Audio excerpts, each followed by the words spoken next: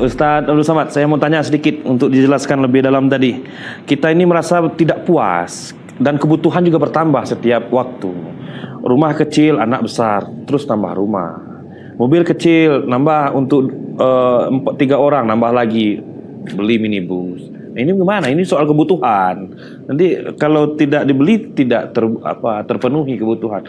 Ada kebutuhan, ada keinginan. Mohon dijelaskan, Ustaz. Ketika gaji guru kecil, dia mengajar pakai sepeda motor, minyaknya diisi 20.000, tahan 4 hari. Dia khusyuk mengajar di kelas. Tapi begitu sertifikasi turun, uang tunjang, uang sikut, uang sundul, uang tanduk, uang macam-macam dapat, apakah keperluan tertutupi? Tidak. Kenapa? Karena kebutuhan semakin membesar. Yang dulu cukup dengan sepeda motor, sekarang tidak cukup lagi. Mulai pakai mobil tapi tidak lunas. Ketahuan dari mana? Suara kena klaksonnya. Kredit, kredit, kredit. Dulu detak jantung normal. Pup, pup, pup. Sekarang sudah tak normal. Tanggal 15. Pup, pup, pup, pup, pup. Makanya pesan Nabi, iqna bima qasamallahu lak takun aghnan nas. Merasa cukuplah dengan pembagian yang diberikan Allah, maka engkau akan menjadi orang yang amat sangat berkecukupan. Apalagi kita sekarang hidup di zaman konsumtif. Semuanya dilihat, ditonton di televisi. Dulu TV cuma satu. Sekarang TV One, tapi TV yang lain banyak. Oleh sebab itu, maka kalau tidak ditekan ini dengan melaksanakan puasa, menyadari bahwa ini semuanya hawa nafsu, bahwa keperluan silakan, tapi lebih daripada itu, maka kita semakin besar keinginan, semakin besar hasrat, maka sesungguhnya semakin besar keperluan, semakin besar kebutuhan, maka di sana akan membuat semakin tersiksa hidup. Sekarang ada orang di rumahnya semuanya hutang, dari mulai panci sampai motor rumah. Satu-satunya yang lunas cuma bininya saja. Itu yang lunas. Aku nikah dengan mahar sebentuk cincin emas tunai. Itu pun dia tanya dulu Pak Kua bisa kredit kan?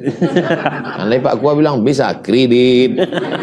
Oleh sebab itu maka tidak ada cara lain selain iqna.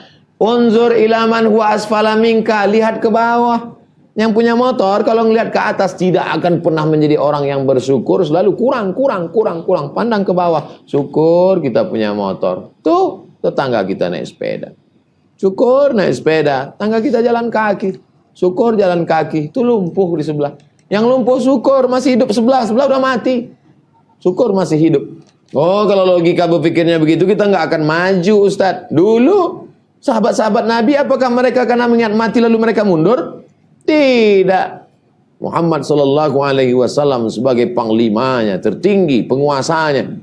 Belum 40 tahun. Abu Bakar, Umar, Utsman, Ali. Tidak sampai 40 tahun. Islam sudah sampai ke Azerbaijan. Ke sebelah barat sampai ke Maghribi, Maroko. Sekarang Tunisia, Aljazair, Maroko. Ke belahan timur sudah sampai ke Bahrul Qazwain, Teluk Kaspia, perbatasan dengan Moskow, Rusia. Berapa negara itu? Hitung sendiri, banyak. Mereka itu adalah orang-orang yang merasa cukup dengan pemberian Allah. Mereka adalah orang-orang yang berilmu pengetahuan tapi beramal saleh.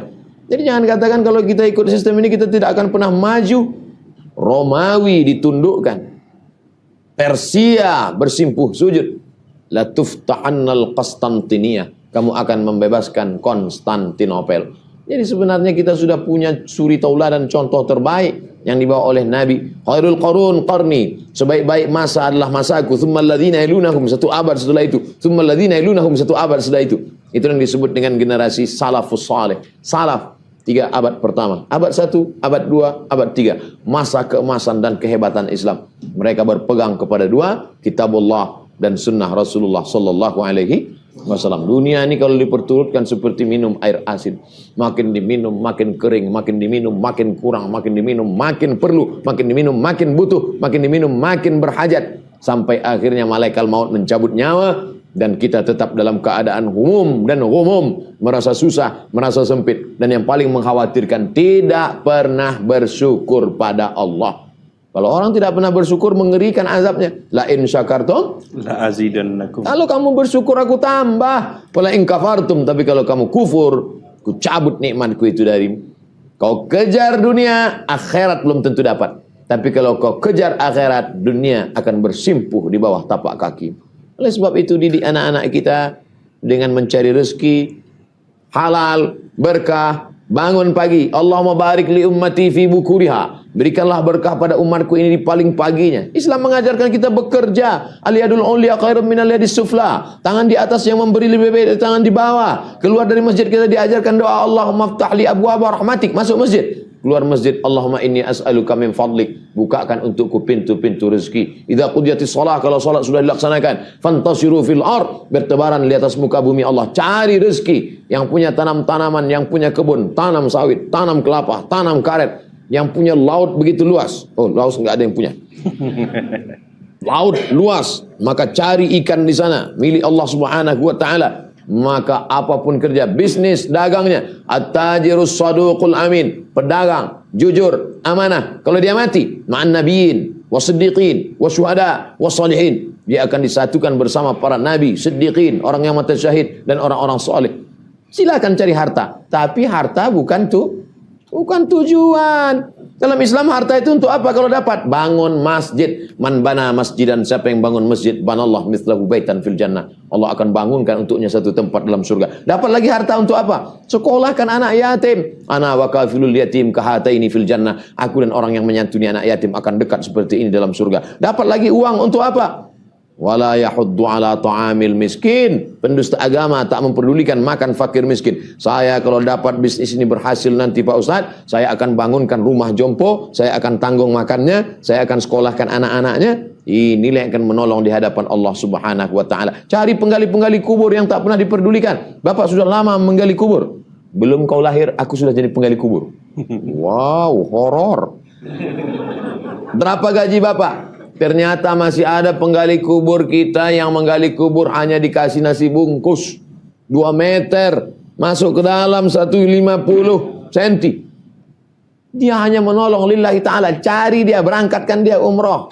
Itu yang akan menolong di hadapan Allah Subhanahu wa taala. Yang memandikan jenazah yang tak pernah dipedulikan. Itulah yang akan membuat kita terus bersemangat. Bukan hanya ingin menumpuk harta, karena dunia ini akan dikejar. Rumah 1 mau 2, mobil 1 mau 2, kebun 1 mau 2, istri 1.